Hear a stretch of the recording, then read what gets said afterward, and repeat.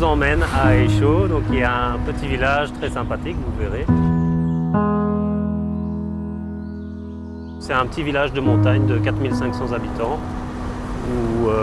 où j'ai créé un projet avec le chef du village et la chef des femmes et mon traducteur Asteraku. Donc on a monté un projet tous ensemble pour aider le village à améliorer les conditions de vie.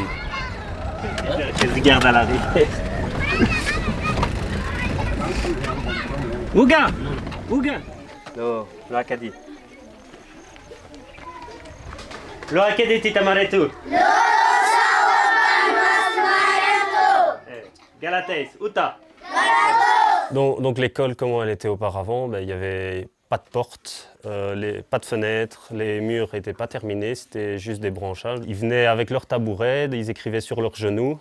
Et donc nous, ce qu'on a apporté ici, c'était tout d'abord terminer les murs, mettre des portes et des fenêtres pour que les enfants soient quand même dans une vraie classe. Et puis on a apporté 45 bancs exactement, qu'on a fait fabriquer dans un village. On les a transportés avec les ânes ici. Et puis on leur a distribué donc des cahiers et des bics qu'on avait collectés en Belgique.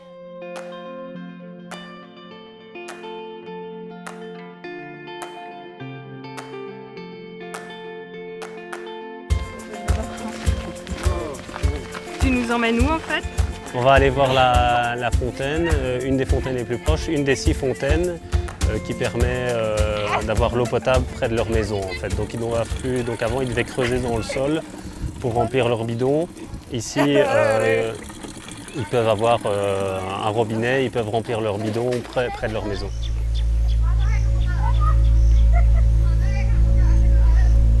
C'est une des familles les plus pauvres qu'on a aidées, donc on lui a donné 2 moutons. Les moutons, c'est vraiment, pour eux, c'est vraiment améliorer leur vie dans le futur. Donc ça, c'est leur capital, c'est comme nous, l'argent qu'on met en banque ou qu'on spécule.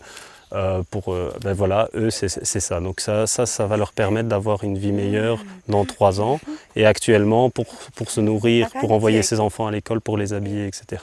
Donc elle a reçu de l'argent pour débuter un petit business. Et donc elle, ce qu'elle vend maintenant, c'est du maïs. Donc elle a vendu du maïs sur le marché.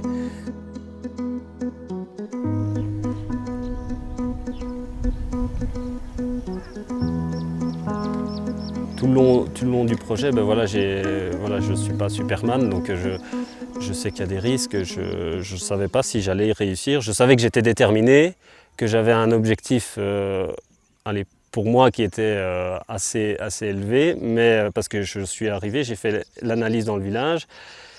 Je leur ai dit que j'allais revenir les aider, mais je ne savais pas comment j'allais faire.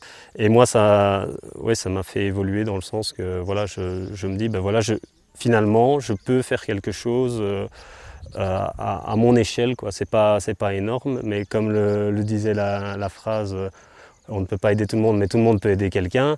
Je me dis, à ma petite échelle, j'ai prouvé que c'est possible de faire quelque chose.